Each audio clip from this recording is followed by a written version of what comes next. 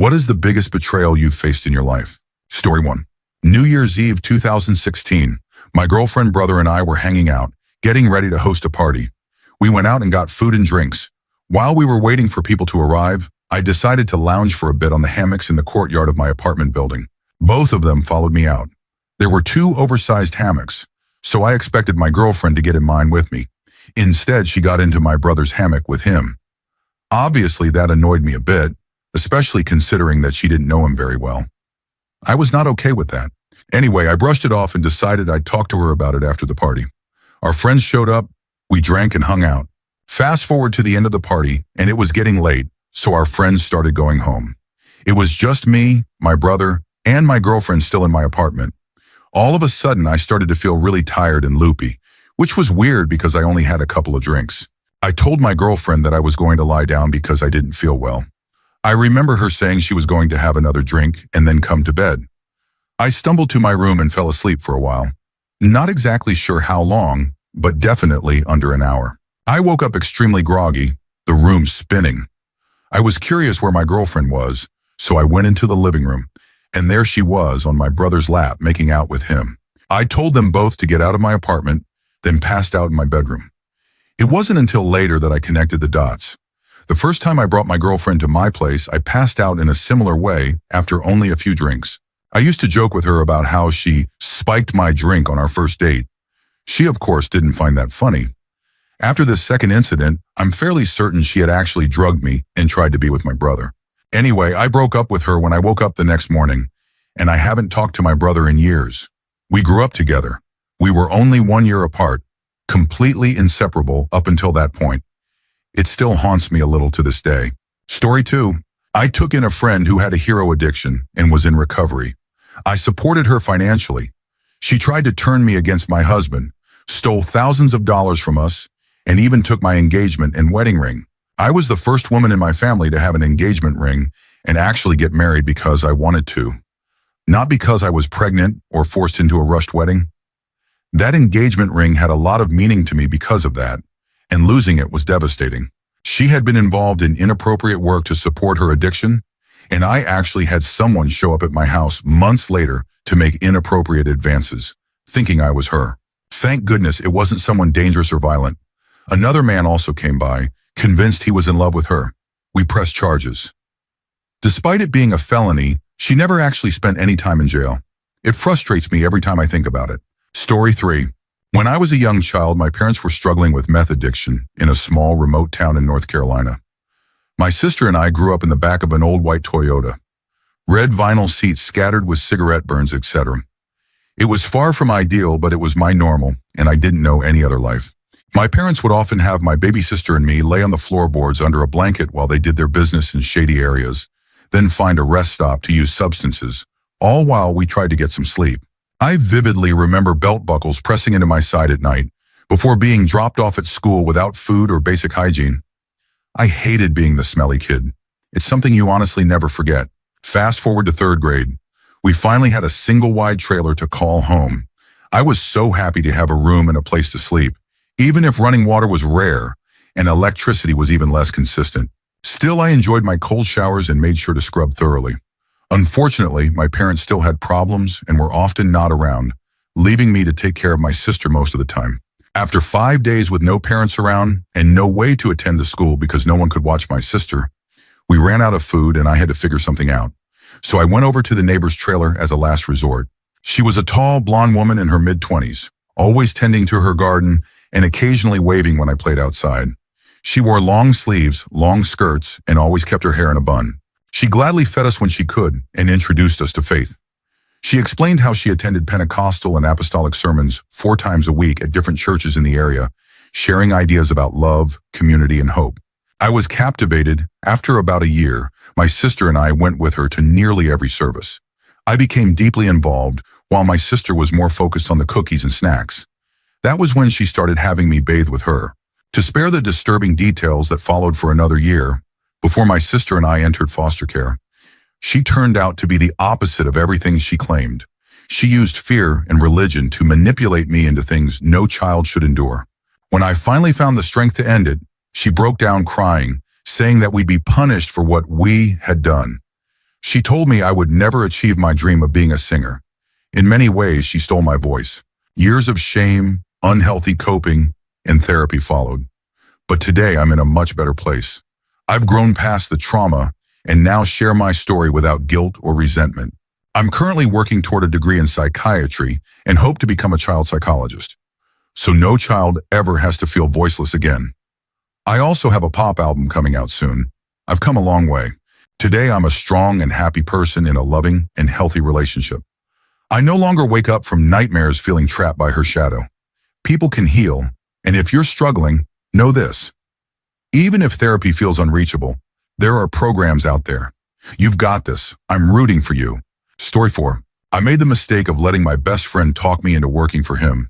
It went okay for over a year. But one day he ordered me to unpack, tear down, and completely rebuild a set of prototypes I had spent the last 3 weeks perfecting and that were already on the outgoing shipping dock. He just had an idea that there might be something wrong with them. I protested, pointing out to him that we had both agreed everything had been repeatedly and thoroughly tested and was ready to ship. He reluctantly agreed, and I thought that was that. A little while later, I walked into the engineering lab and found the shipping carton open and the prototypes on the test bench completely torn down. He said, "I guess they were okay after all." I was furious. It was a huge personal insult. It showed a real lack of trust in my technical abilities and professional integrity, and how far off the deep end his judgment had gone. I walked to my cube, gathered my things, and left. I never went back. I liked that job, but was too angry to work for him anymore. I've seen him socially a few times since, but things just aren't the same. He apologized, but there's a distance there that I can't seem to overcome. This whole situation has ruined a 23-year friendship. Story 5. When I was 15 or 16, an old best friend of mine, she was 18, messaged me saying she was going to be in town and wanted to hang out. She was always very jealous of me, and I was dating a guy she had liked in the past, though I didn't know that at the time, but she didn't seem to care anymore. Anyway, she had 2 male friends in their 20s drive her to pick me up from his house. And from the start, they humiliated me, controlled me, and one even almost assaulted me. They pressured me into playing a game where if you were last to punch the roof of the car, you had to remove a piece of clothing. My friend was in the back seat with me and tried to take my clothes off when I lost. I ended up without a bra or shirt, and they wouldn't let me get dressed again. They hid my clothes up front. I was a minor sitting in a car full of adults with no shirt on while they commented on my body. Later that day, we ended up at a hotel that I paid for to drink and smoke. Once we got there, they took my phone and said it was because they didn't want my boyfriend to distract me. One of the guys left, and it was just me, my friend, and her older male friend. He had to be at least 25, over 6 feet tall and very heavy set. My friend was on her laptop at the top of the bed, and the man forced me onto the bed, climbed on top of me, and pinned my arms down. He started kissing me and pulling my clothes off. I told him to stop and tried to squirm away, but he was too strong. He said I had to play by the rules and no one had to know. Then the other guy knocked on the door, and he finally stopped. I had to beg them to give me my phone back so I could call my mom. It was actually my boyfriend. I made up an excuse I can't even remember. He came and picked me up, and when I told him what happened, the only thing he was truly upset about was that I had smoked. Yeah, he turned out to be a terrible person too. To this day, I think she planned everything with her friends. Our friendship was never perfect, but she was always insecure and jealous. Whenever I dated someone, she'd treat me badly and call me names. I wish I'd done something about it, but I was too scared to tell anyone I'd been at a hotel with adults, drinking and smoking. So the only person who ever knew was my boyfriend at the time, who didn't really help either. Story 6. A co-worker became my best friend, and we co-managed a small business together for a toxic but mostly absent owner for 7 years. Employees admired our friendship and how we ran the business, often saying we should team up and buy it. We had fun what-if conversations, but nothing serious. One day I came into work and she told me the owner had approached her months ago, wanting to sell her the business. She casually said she was doing it, and that after reviewing the financials, there's no room for a partner. She said it so quickly and definitively, I was still reeling from the initial shock, but that statement echoed in my head for months.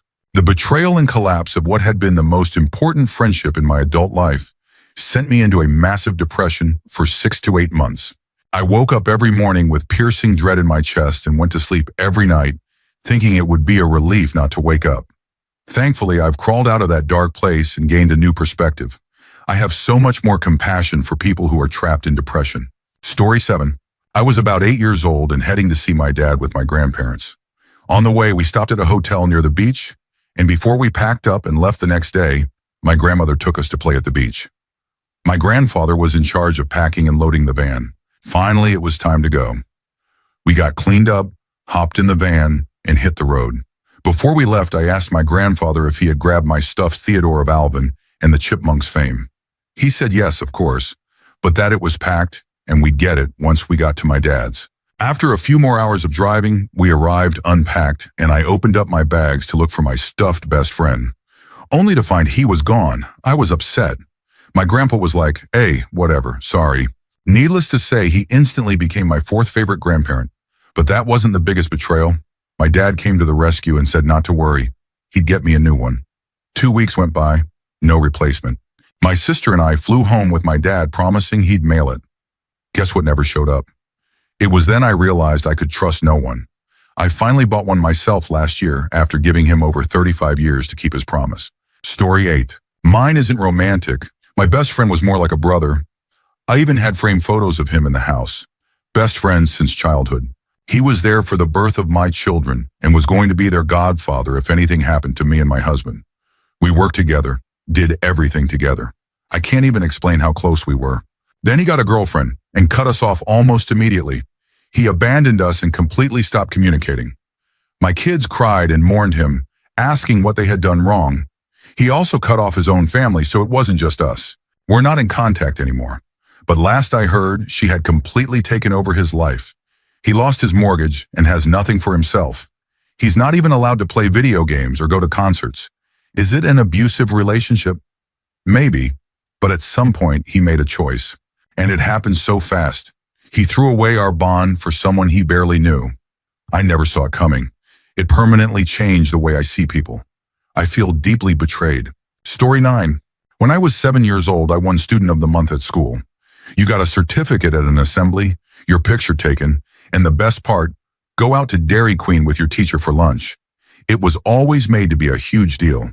I love my second grade teacher, but the month I won, she was out on maternity leave, so another member of staff took me. She was a miserable person, worked in the office, and seemed like she hated kids. We got to Dairy Queen, and being the shy kid I was, I told her my order, and she went up to get it. What came wasn't what I ordered. I didn't say anything and ate it quietly. I had to go to the bathroom, and this lady impatiently said if I wasn't out in 2 minutes, she was leaving. Well, I didn't make it in 2 minutes and came out to find her gone. She full-on left a 7-year-old kid at Dairy Queen to teach them a lesson. She drove back around to find me crying and hiding under a picnic table outside. She got angry, told me to get in, and stop being a baby. Back at class, my friends noticed I'd been crying and asked the substitute if I could call my mom. She didn't let me, so the rest of the day I felt hurt and scared. The assembly was in the afternoon, and I actually got excited to get my certificate, shake the principal's hand, and have my picture posted by the office. However, I saw the office lady standing by the gym door, and I started crying again out of embarrassment and asked to go to the bathroom. I hid in the bathroom during the assembly. I felt so ashamed when I heard my dad call my name. He and my mom had come to watch me get the certificate. Crying even harder now, I let him carry me out of school and into my mom's car. To further twist the knife, the school didn't do anything about this. It was played off like I chose to skip the assembly and that I hadn't behaved appropriately at Dairy Queen. It took me a long time to even talk to adults who weren't my parents after that. I'd never felt so betrayed by someone who was not only supposed to be looking after me, but facilitating a special treat for an achievement I'd made. Later in life, I found the certificate. My mom had collected it and put it in a scrapbook of things I've done. She'd written a little note saying, "Student of the month of March, student of our hearts every month." I was in my 20s then, but it hurt a lot, knowing that this woman robbed what should have been a very happy memory for my family. I've been cheated on, stabbed in the back at work, but in my nearly 40 years on earth, the level of trust and excitement this woman destroyed for me is my biggest betrayal. Story 10. Husband received a text from his mistress as he was handing me a card for our 32nd wedding anniversary. Absolutely knocked me to the ground. Developed CPTSD, crippling anxiety, and suicidal depression. It's been almost 2 years now and I'm finally able to breathe, but still deal with mental health issues. We are still together, but it destroyed me. laying in bed now at 3:30 a.m. because nights can be hard. Through a lot of counseling, I found out that he had had about a dozen emotional affairs over the last 10 years, was basically dating college girls nonstop. When he finally had a physical affair, it was with a girl 35 years younger. He was my safety net after an abusive childhood, the only person I ever trusted completely. I knew we would be together forever because we were us, and it was different for us. I still hurt so bad. I can hardly type this. He is gently snoring next to me. How do you hate someone that you love so much? My whole life has been him and our kids. Story 11. A longtime friend of mine made a Facebook post about how she desperately needed a new start, far away from upstate New York, asking if anyone at all would be willing to drive her as far as possible to make it to her grandma in Florida. I immediately offered, didn't care that she couldn't compensate me, and drove us 7 or 8 hours into the small hours of the morning. I got us a hotel room to stay in to get some sleep before leaving again, only to be woken up to her excitedly telling me that her grandma had paid for a flight for her to make it the rest of the way. Did the whole teary-eyed goodbye, but promised that it wouldn't be the last time we saw each other. It was a few hours later when I made the discovery. She had taken my credit card out of my wallet while I was asleep, purchased herself a plane ticket, and fabricated the story. Fabricated everything, really. She responded to my messages telling her just how disappointed I was, simply saying sorry and nothing more. I found out not too long after that she was, or had become, a hero addict, something I know she apologized for to a number of people she took advantage of. After 8 years, she's a born-again Christian, and I still haven't gotten as much as a sorry. Not quite holding my breath on that one. Story 12. My husband pleaded with me for 5 years to give him a child, and I finally did. The pregnancy almost killed me, but I made it. When our son was 3, we separated due to his, by his own admission, severe psychological abuse and neglect in our marriage. He immediately met a young Czech Republic woman, and they formed a conspiracy plot and kidnapped my son. That was 7 years ago. She has replaced me as his mom, and he doesn't remember me. Since the day he was taken, I have spent every moment and every penny I can get my hands on trying to get my son back. But we live in a country famous for corruption, and my husband has been paying judges, government officials, and even my own lawyers to delay the case. Same story with the divorce, because he locked me out of our shared accounts the day he took my baby, and if the divorce were to go through, he would, in theory, have to pay me money, and he wants 100% of our assets and our child. I do not know what my son looks like, what he likes to eat or watch, what kind of education he is getting, or even what his speaking voice sounds like. My son believes I abandoned him because that's what they told him. Story 13. Had an abusive first husband who left me with a lot of trauma. I worked on it for years, and when I was in a good enough place, I started dating again. I met my second husband, and he convinced me to get married even though I wasn't really keen on the idea of marriage again. But I loved him, so I did. We were married 9 years, and for 9 years, he was stepdad to my 2 kids. We had a minor issue we decided to go to couples therapy for, before it became a big one. Prior to this, I had never talked about my ex, other than stating he was abusive. Never really got into how. Over the course of a few months of therapy, many things came out between us, including details about my previous marriage. I thought the whole thing had made us a stronger couple. 2 years later, he walks into our bedroom one day and completely out of the blue says he's moving out. He left that night and never even said goodbye to the kids, not a thing. Moved back to his hometown 2 weeks later, leaving me with way more bills than I could pay on my own, basically putting me in financial ruin that I'm still digging out of a year later. That's not the worst part, though. His reason for leaving? My traumas with my ex made him decide I was completely untrustworthy and must have been gaslighting and manipulating him. Not because I didn't tell him, but because that's what abuse does to a person. I never did anything to cause him to distrust me at all. This was completely based on his assumptions about abuse victims. He decided to leave me before we were even done with therapy, but had to make sure he saved up some money first. So he was secretly funneling part of his paycheck into a bank account I knew nothing about. I realized several months later that he had been trying to get me to leave him by saying cruel things and treating me poorly, but I had just been laid off and was under a lot of stress, especially with my oldest child's mental health diagnosis. I brushed a lot of it off as me being too sensitive, mostly because he was too much of a coward to end it himself. He wanted me to be the bad guy. To add insult to injury, all my friends were related to him or spouses of his friends, so I was completely on my own with no support system. I've never felt so alone as when I had to tell my therapist I had no one to list as an emergency contact during our yearly update. So because of his assumptions and this imaginary manipulation he made up, he manipulated and gaslit me for 2 years, destroyed everything I had built, and ruined my life. I'm still in therapy and will be for the foreseeable future. I honestly don't know if I'll ever fully trust again, and outside of my therapist, I will never share anything about my past with anyone. Story 14. Someone I'll call roommate, who I thought was one of my best friends in college, whom I shared an apartment with 3 years in a row after freshman dorms, was actually trash-talking me on Tumblr, using my real name, where some of our real-life friends followed them. I was called an animal abuser because I had some guppies that died, called racist because I watched Gabriel Iglesias. Yes, the comedian. The books I read were too hetero, and they sent me truly awful anonymous messages that repeatedly caused me mental distress. They were stalking my blog through various proxies and side blogs so it couldn't be traced back to them, except they accidentally followed me on their main blog. The username was one of their favorite memes from a show we both watched. I saw our third roommate had a tag. I searched my name, and all that disturbing content popped up, with my real name, and then admitting to the stalking, proxy blogs, and sending anonymous hate. If you'd Googled my name, their blog showed up a couple links down. I took screenshots, had a panic attack, confronted them. Their mom drove up 4 hours to yell at me, saying I never helped her child. I drove roommate to college twice a week, to groceries, 2 a.m. donut runs, everything. I couldn't get a word in. It was all my fault her child didn't feel comfortable, despite all of this being kept a secret from me. Landlord wouldn't let us break the lease. I slept with my door locked and a hammer next to my bed until they moved out. They were studying to become an elementary school teacher. Story 15. I had a best friend in college.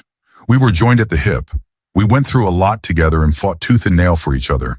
He was like a brother to me, and without getting into the details, I sacrificed a lot for him. He started dating someone manipulative, and while I voiced my concerns, I remained supportive, and even helped him when she dumped him, and he tried to win her back. They treated each other poorly, and I even stood up for her when he mistreated her, as well as for him when she manipulated him. Despite everything, he continued to grow distant. That was fine, even though it hurt, and he never really showed gratitude for the ways I supported him, especially when he didn't deserve it.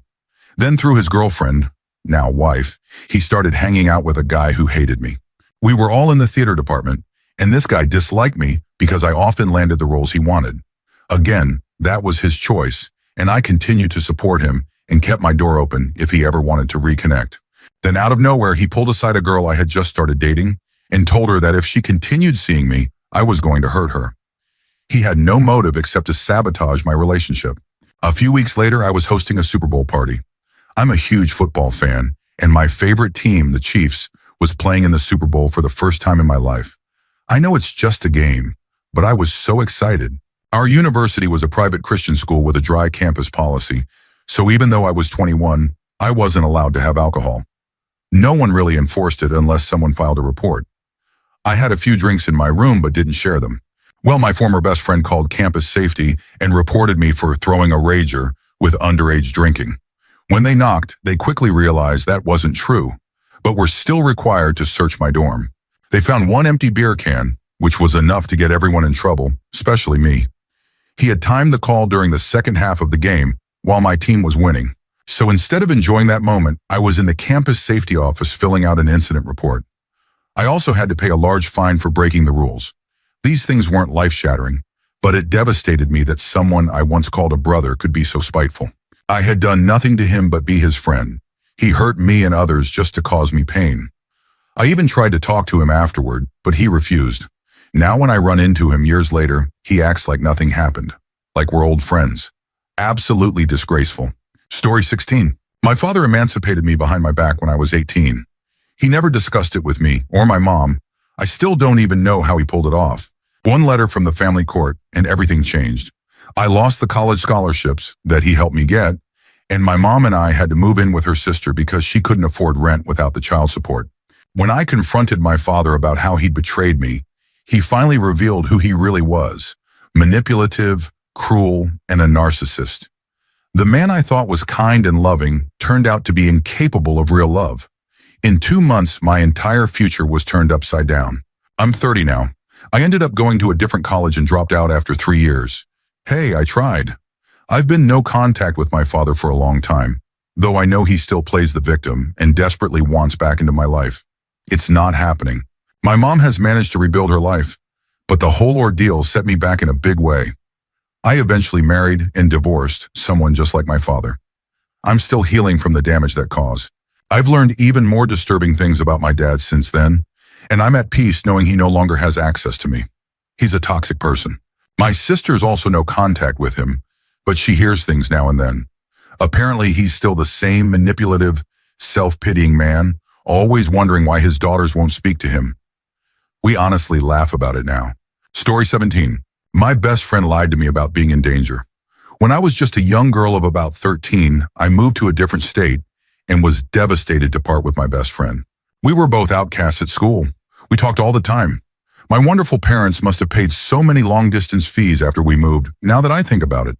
About a month after I moved away, she told me she had been talking to someone in an online chat room, which was new and exciting back then, that it was a high school guy and he liked her, that she was going to meet up with him, that they had met and he was older than he said but was really attractive, that he had done prison time, that he had his own car and would pick her up from the mall next time, that they were planning to go to his house, that he had talked about doing inappropriate things with her. I was horrified. We were just kids. I talked to her constantly about how concerned I was, how she shouldn't go through with it. Their date kept getting delayed for one reason or another, and it became this long, drawn-out thing. I finally broke down one day and told my parents they needed to call the police for my friend and that I was worried she was in danger. My parents called her parents, and I don't know if they involved the authorities or not. I just know it became a mess and wasn't good for her or her family. It turned out that it was all a lie. My friend didn't even have access to the family computer. Why did she lie? Apparently she was worried she wasn't interesting enough and that I would stop talking to her, so she made up this entire story to keep my attention. I was heartbroken that she would intentionally lie and make me worry so much. I had spent hours crying on the phone with her, begging her not to go through with it. I never spoke to her again. Out of all the betrayals in my life, it was the worst because it was just so deeply sad that her actions led to the exact thing she was so desperately trying to avoid. We were just kids, and the ability to look back on it now as an adult only makes it even more tragic. Story 18. Toward the end of my marriage, my ex-husband had a midlife crisis and completely unraveled. I found out about many betrayals after the fact, but probably the worst was learning that while he was still living in our house during the divorce, while I was handling the financing and paperwork to transfer the mortgage and ownership to my name, he had already rented an apartment behind my back. He had kept it secret for months. He continued to live in our home, making my life miserable, while secretly having his own place. For all I know, he may have had it for years. One time at a furniture store, an employee made a strange comment about some furniture my ex had ordered, and when I asked about it, he convinced me the guy was joking. That happened a year or two before things fell apart and I finally left him. He made it seem like he had just found the apartment right before the closing date. But when he finally moved out, he admitted he'd had it for some time and could have stayed there the entire divorce. He just wanted to stay in the house to make my life difficult because I had the audacity to leave him. He put me through absolute hell during the divorce, and it made me sick to find out that he could have been living somewhere else the entire time. He was almost certainly going there during the day while pretending to be at work. That's likely how he got away with cheating for so long. He had a job that allowed him to drive around and visit clients, and while he was out, he'd meet up with women he had connected with on dating apps. That's what ultimately led to the divorce. This all happened a long time ago, and it took time to heal, but I'm in a much better place now. I've been in a long-term relationship for many years with a good person. My ex remarried almost immediately after our divorce, and I sincerely hope, for his second wife's sake, that he treats her better than he treated me. Story 19. I have a tie between two pretty bad betrayals. The first was when my parents claimed me on their taxes after my first year in college, but refused to co-sign on my second-year loans because I was taking an extreme number of credit hours, which was their wish, and failed a couple of my classes. I had to quit university and ended up living on someone's porch for 2 years, working minimum wage jobs until I could afford to rent my own place. The second time was when my now ex-husband told me he submitted immigration paperwork for me to move to his country, Canada, after I filled out all the forms and paid for the medical exams, etc. He told me he was working on buying a house and that the wait time was at least a year to get me permanent residency and a work permit. After 2 years, he confessed that he never submitted the huge packet of paperwork to immigration. It had been sitting on his dresser the entire time. He never gave me an explanation and also didn't cooperate when I initiated the divorce, which cost me thousands of dollars and years to finalize. Story 20. I realized as an adult that I'm a victim of extensive gaslighting and abuse by an estranged parent. It started when I called the police on him for severely abusing our mom when I was 8. It only hit me years later that he resented us for getting him arrested, and as a result, poisoned his relationship with me and my siblings. I think he anticipated we might eventually uncover the extent of his abuse and report him again, so to protect himself, he would sit us in front of a camcorder at the end of every year for over 10 years and make us recite to the camera how he was a good father and not a bad parent in any way, as if that would erase the years of trauma. Unfortunately for him, I'd known about the abuse since I was 4 years old. Things stopped when I finally confronted him during one of those yearly recordings. The gaslighting had driven me to the edge. It made me question reality and everything about him. He had punished us for years for something he did, but we didn't even know how to name it, just that we had betrayed him. He even recorded us after getting out of jail, trying to get us to say we lied about what happened to get him arrested. I realize now he was trying to create evidence to protect himself from a domestic violence case the state of California might have built against him. He got away with it by coercing my mother into dropping the charges. He forged her signature on a letter pretending to be her, asking the DA to dismiss the case. Everything came to a head when I got older, and during one of his recordings, I confronted him about what he'd done. He made sure none of my accusations made it onto the tape. This was a man who punished me harshly for lying and whom I saw verbally threaten and attempt to hurt my mother. He even got his siblings to help gaslight her about the threats, but I backed her up because I had witnessed it all. As a child, you don't have the language to explain why adults do terrible things, but I knew he was dangerous. I had nightmares about him. I would often watch from around corners, seeing how he treated her. I heard the things he said. He would lock her out of the house on rainy nights and she'd have to sleep at the neighbors. Sometimes he made her sleep on the floor or under a table just to assert control. He cheated, got STDs, and tried to blame her. The final straw was in 2020 when we were finally big enough to stand up to him. He tried to instigate something, but I held my ground. We chased him off, and we haven't spoken to him since. My mom is getting a divorce. It's ironic, when it was time for the same principles he demanded from others to be applied to him, he ran away scared. It's hard to describe what it feels like to be gaslit your entire life. I don't know how to explain that the morals and values he taught us were lies. He didn't believe in any of them. Even worse, he spent his life punishing us for something he did. Realizing in adulthood that your parent is your first enemy is one of the hardest betrayals to come to terms with. Story 21. I was fired by my boss, someone I considered a mentor and trusted advisor, after he was manipulated by a new senior manager. She had created a conspiracy that I was secretly working a second job because I worked late nights sometimes. She claimed I should have been getting more done, despite having no evidence. She didn't like me from day one, and there wasn't much I could do to change her mind. That one hurt, and the look on my boss's face when he read me my termination letter, like I was some kind of monster, absolutely broke me. It completely blindsided me on a Monday morning. I had just met with him a few weeks earlier to express concerns about the new manager, and he told me I was doing great and to give her a chance. Then suddenly, complete 180. I hope he regrets it. I hope it keeps him up at night. I took them to court, represented myself, and I won. They had lawyers and still lost. The senior manager was so flustered when I cross-examined her and caught her in lies and exaggerations. That experience really helped my self-esteem. I'll never forgive that cowardly boss, though. That hearing was the most nerve-wracking time of my life. My heart was pounding out of my chest. Story 22.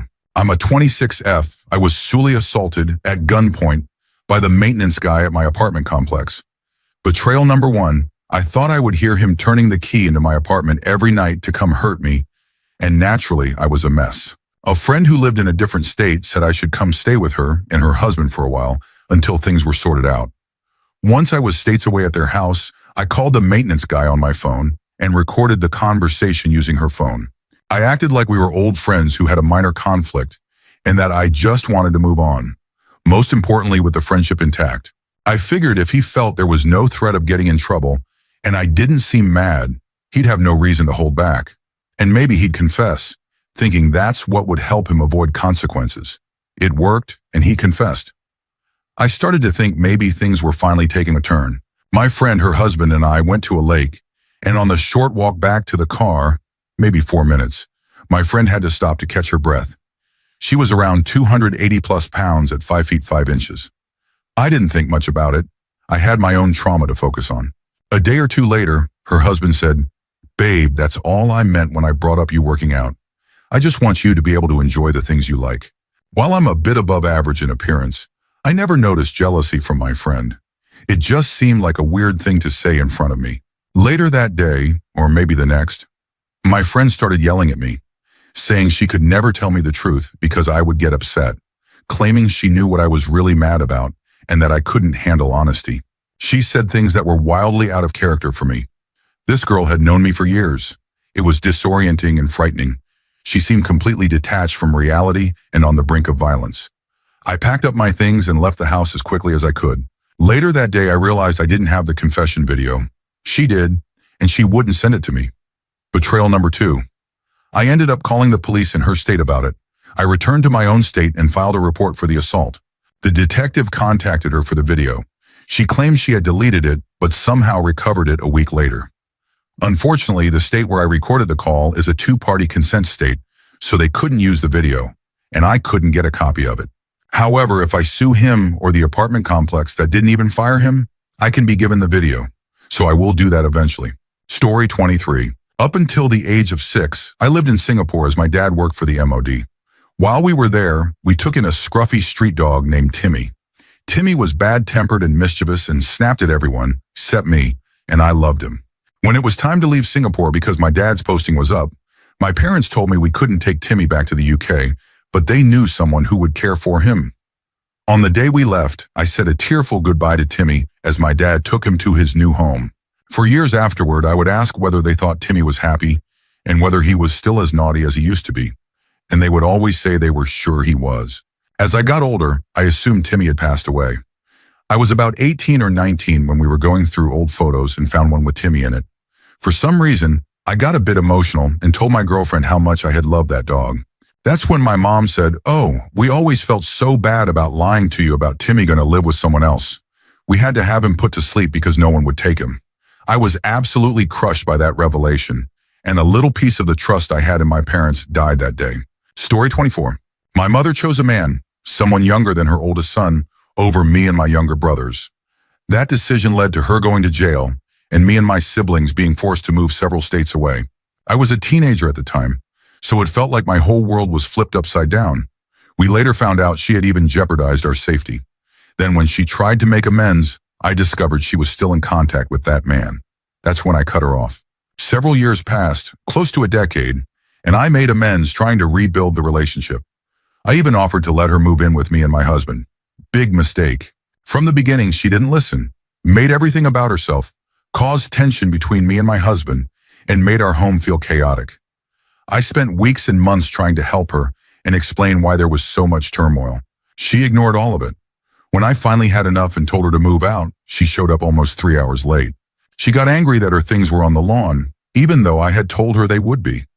We found drugs and paraphernalia in the house. That was the final, vindicating straw. She burned the new bridge, and it will never be rebuilt. Story 25. Well, mine is kind of lame, or not even that extreme, but it was the first time I ever felt true pain, besides the loss of a family member. A kid in high school who had been my best friend Dominic since elementary school and I were in the hallway one day before class when another kid came up and started trash-talking me really badly. I was shocked and speechless because this kid, Phil, was someone else I had considered a friend. Afterward, Dominic asked me what that was about, and I said I had no idea. About a month of this went by until it finally turned physical. Phil shoved me into a wall.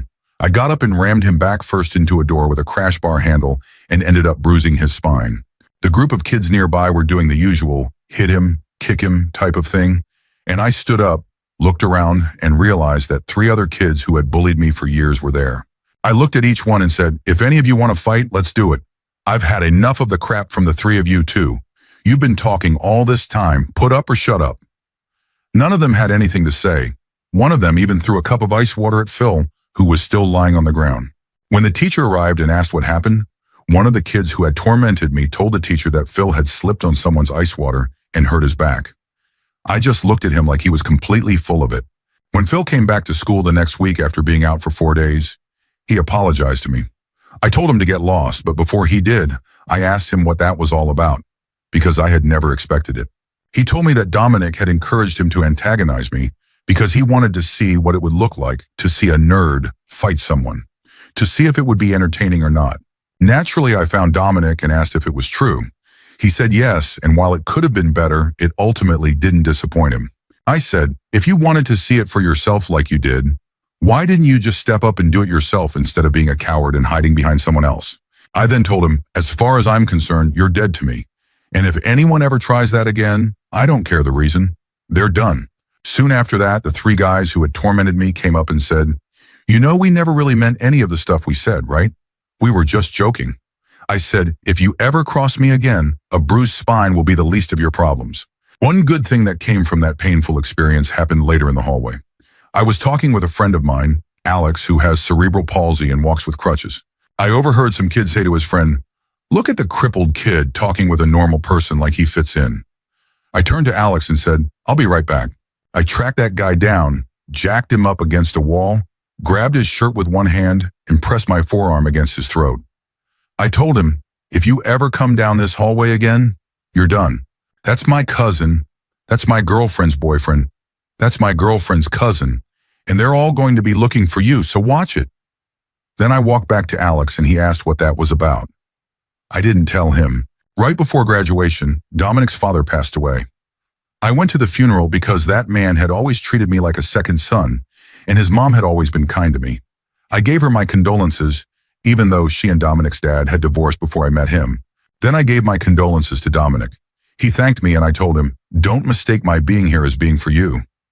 I'm here out of respect for your father because of how well he treated me. And if he knew what you orchestrated earlier this year, he would have knocked you out. That was the last time I ever spoke directly to Dominic, spring of 1997. I still wonder sometimes if there was a real reason behind it all, besides just wanting to see a nerd fight someone.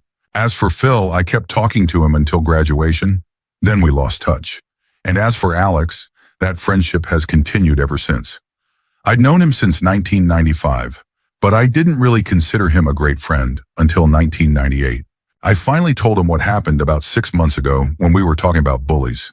He said, by the way, I remember one day in high school you walked away mid-conversation, jacked some kid against a locker, and when I asked why, you never told me. What happened that day? I told him exactly what I just shared in this story. He asked why I never told him, and I said, for one, I couldn't bring myself to use that word. And second, it was something I didn't feel like I needed to tell you. In that moment, I had to take care of business. There was no way I could let someone say something like that and walk away with it, especially when it was about someone I should have already been calling a brother. We've called each other brothers for years now, but that day was when I truly started seeing you as one. I just didn't know it yet. That brought him to tears, and the appreciation I saw in his face, in his heart, meant everything. Story 26. I was roughly playing with my dog, not choking, and my brother hit the back of my head really hard and said, don't choke the dog, which I wasn't doing, so I told him that. My mom said, don't hit your brother, they're just playing. I walked back to the kitchen while my brother and parents were arguing about how I supposedly choked the dog. My brother told my mom to shut up, and I got a little shaky when he walked toward me. He suddenly started badly choking me, saying, you like how it feels? I started seeing black dots and my vision got blurry, but I was weak and winded and couldn't hit his elbow or anything to signal that I was about to pass out. So I did, for a second. When I came to, my mom was yelling, don't choke him. He said, I'm the only one that cares for the dog. You guys don't do anything. I ran upstairs while sobbing and angry. Note, that was the angriest I had ever been in my life. My mom came upstairs and talked to me, and I told her what happened, but she just said, okay, and went to talk to my brother. I overheard laughter and joy from their conversation. She even let him go hang out with his friends afterward. She later came back and tried to tell some fake story about how she punished him. When I told her to get out, she got mad. My dad came home later and ended up yelling at and hitting me. So, at the end of the day, I got physically hurt twice, and the whole family acted like I was the problem. I was so betrayed, I just sobbed on my bed all night and couldn't sleep. Note, I was 13. My brother was 17. Yes, a 17-year-old used all his strength to choke out a 13-year-old. Story 27. Okay, I know this might sound strange to some, but I was an incredibly religious kid, wearing cross necklaces to school, Bible verse t-shirts, the whole thing. My church was small, so our youth group combined 7th through 12th grade. The older kids were so cool, and I couldn't wait to join. By the end of 7th grade, I was the only middle schooler, but I felt like a little sister to all the high school kids. I'm still close with a few of them. Then we got a new youth pastor who had a vision to grow the group, and he announced he was splitting us into middle school and high school. That left me completely alone. I was devastated. I didn't even understand why I felt so awful. Up to that point, I'd had a happy, naive childhood. Naturally, my friendships faded. I started dreading Sundays and Wednesdays. Church, which had been such a fundamental part of my identity, suddenly made me feel isolated and ashamed. I'm not even exaggerating when I say I felt betrayed by God. That was the start of my first depressive episode. I stopped eating, started self-harming, had suicidal thoughts, and it wrecked the rest of my teenage years. Years later, I was diagnosed with bipolar 1 disorder. I'm much better now, medicated and recently stable. But the pain started there. That seemingly small shift shattered me. Story 28. I was engaged to my first wife and could already tell something was off. She changed a lot right after we got engaged. During wedding planning, I found us a perfect condo in a great area. We did a walkthrough with the owner, and it was way better than anything we'd seen. I was ready to put down a deposit and sign. She asked the owner for a day to think about it. He said he doesn't hold places, so if someone else took it, that was it. We drove away in silence. About a mile down the road, I pulled into a parking lot and asked her, "Are we getting married or not?" She immediately burst into tears. She said she didn't know because her mom was so against it. There was no one else, just her mom, who was difficult. I asked why. She said her mom didn't think I made enough money and believed she could do better. I was 27 at the time and made more than both her parents combined. I took the ring off her finger, even though she tried to stop me, and took her home. I told her she had 24 hours to decide.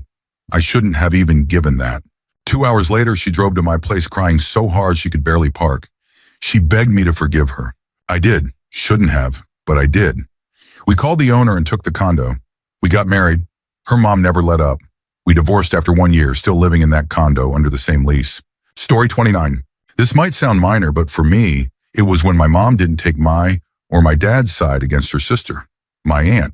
There are many reasons I don't like my aunt, but the two biggest are how she treats her kids as accessories and ATM cards, and how she's always treated me. I'm the oldest of all the cousins, and since I was born, she declared I was butt ugly because of my nose.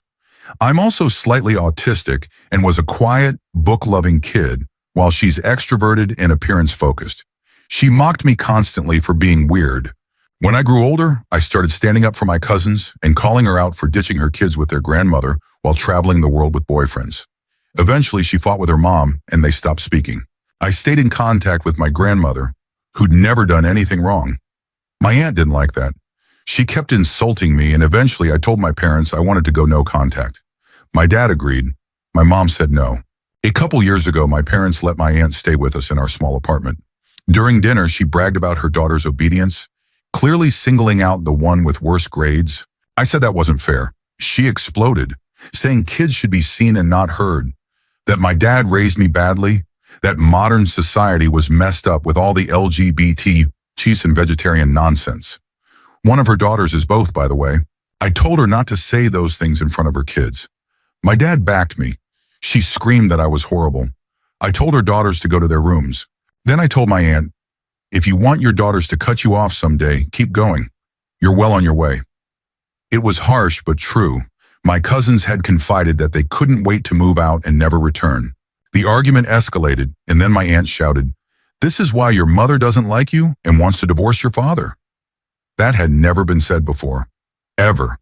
My mom had never indicated anything like that. I started crying. My dad looked at my mom and said, "You don't think that, do you?" My mom said nothing. She just sat there. So my dad and I walked out. The next day, my aunt left with her daughters. I haven't spoken to her since, even though she visits often. She tries to talk to me.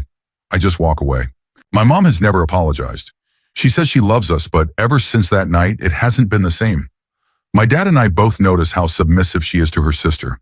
Her sister is manipulative, and it's heartbreaking to see how deep her influence goes. Story 30. Finding out my dream job was too good to be true. The interviews were with my boss and the entire team I'd be working with. They all lied their way through, talking about how well everyone got along, how supportive the environment was, and how important work-life balance was. Shortly after I started, I noticed things weren't as great as they had claimed, but I brushed it off. Then one of the team members quit without giving a clear reason. Everyone acted like it was a mystery. I took on her responsibilities while they searched for a replacement. I was told repeatedly to ask for help if it got to be too much. Well, it got to be too much, and I asked for help. Over the course of 2 months, I asked multiple times. No one did anything. I documented everything to show how bad things were and how it was beyond my control. I was told to just keep doing what I was doing and hopefully things would work out. They didn't, and I got blamed. My boss hasn't forgiven me since. She met with everyone on the team individually and told us not to talk about the situation, but she still brings it up in meetings. Around this time, coworkers started venting to me about their secret feuds with each other. Turns out they were just as petty and toxic as people in any other job I've had. They were just better at hiding it. Story 31. My 21st birthday, my best friend at the time told me she wasn't coming to my party because I didn't want her boyfriend there. He caused her so much stress and insecurity, and it was mostly a party for close friends and mutuals. I cried over the phone and begged her to come. She said, okay. I cried my eyes out, took a short depression nap, and pretended it was fine. The aftermath was worse. I ended up losing a real friend because she refused to take accountability. My anxiety and depression worsened, and it even put a strain on my relationship because of how needy and codependent she had become. I told her I couldn't be her friend anymore, that I wasn't the same after the party. I'd been off ever since, and her so-called spiritual self hadn't noticed. Of course not. She was only thinking about herself. She had been a big part of my life, but when I told her I couldn't be her friend anymore, the weight that lifted off my shoulders was glorious. Story 32. Finding my things in a friend's house. He was also my neighbor and had an emergency key to my home. Apparently, he had been entering while we were away on vacation. More than once. His parents even used our pool to throw a party. My parents only found out because people from their adult Sunday school class said, "You have a great pool," despite never being invited over. I'm an atheist now. Some Christians act in the exact opposite way of what they preach. Years later, another neighbor ratted him out about the stealing and the pool party, laughing as he recalled how this friend said, "Come on, take what you want. These people don't need it." That neighbor and I later had to be physically separated by another after I was ready to seriously hurt him. I didn't do anything, but he moved out of the neighborhood after that. No juvie, no police, but I was at my breaking point. You know that nice boy with the charming smile and perfect hair who acts like an angel in front of adults but is cruel behind their backs? That was him. Story 33. My family, everything was always awful growing up. Horrible childhood. But I always loved my siblings and their children. I got busy trying to handle a series of financially devastating professional and medical issues and couldn't help everybody anymore. That's when everyone seemed to just disappear. Still, I believed they loved me, that we were all just caught up in our own lives. I thought I mattered to them. Then a sibling died last year, the one who hurt us all. I only found out because one of their kids had another relative contact me about a problem that wasn't mine to solve. No one else contacted me. Not a word. I've felt incredibly lonely and heartbroken processing that I'm not important to them. I have one family member left that I talk to. We're each other's only family now. It's strange and sad, and I never thought this would happen. But maybe I was just delusional about my place in their lives all along. Story 34. I met my ex-best friend when we were 9. We were inseparable. Her parents weren't great, so my family took her in during high school. She disrespected my mom, lied to her multiple times about stupid things, and asked me to cover for her. We grew apart after graduation, but a few years later we reconnected. She became the first person I turned to when I was excited, sad, mad, everything. We talked every day. When I got pregnant, she was over the moon to be auntie. She talked about it constantly. Then 2 months before my due date, she started pulling away. I asked her why, and she'd just say she was tired or stressed. She texted me after 11 p.m. on my birthday to say, "This time next year, you'll be celebrating with your mini-me." I gave birth the next morning. It was traumatic. My daughter was born without a heartbeat. It took 8 minutes to resuscitate her. Her organs weren't functioning. No brain activity. We had no idea what would happen. I texted my friend. "Thanks, my mini-me was born this morning, but it doesn't look like she's going to make it." She didn't respond for 2 days. When she finally did, she said, "Oh my God, I'm so sorry. I was locked out of my phone." Then asked me to FaceTime her because she needed to see my face. I had no desire to talk to anyone. My daughter was undergoing 72 hours of therapeutic hypothermia before we could even get an MRI. I didn't respond. She never checked in again. Weeks later, she blocked me on all social media. I texted her a few months after that. No response. Looking back, she was never a great friend. But I still don't understand what I did to deserve being abandoned at the absolute lowest point of my life. We even had matching tattoos on our ankles. I haven't gotten mine fully removed yet, and every time I see it, especially now that it's warmer, it makes me mad and sad all over again. Story 35. I can remember 2 moments of betrayal, both tied to chaos. More than a decade ago, I was out with housemates at a well-known college bar in the South. At the end of the night, one of our housemates got into a fight outside with a fraternity guy. Stupidly and impulsively, I jumped in. So did the rest of his fraternity. There's a strange thing that happens when you're being punched and stomped into the ground. You get this out-of-body feeling. As fists and feet landed on me, I could see everything, especially 2 girls and another friend trying to pull these guys off of us. Meanwhile, the rest of our housemates stood on the sidelines, drunk and gawking. This was pre-smartphone, but I'm pretty sure that if it had happened now, they'd have just been filming it instead of helping. Yikes. Fast forward to a more recent betrayal by my cats. I have 2 cats with the same name. They hate each other. The first is an orange and white female I took in from my little brother as a kitten.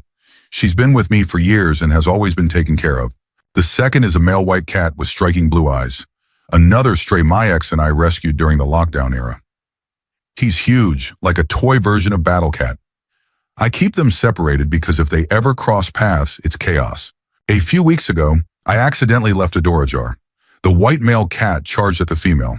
Forgetting the last incident, I grabbed him from behind before he could reach her. Bad idea. He latched onto my arm and blood started pouring from my hand.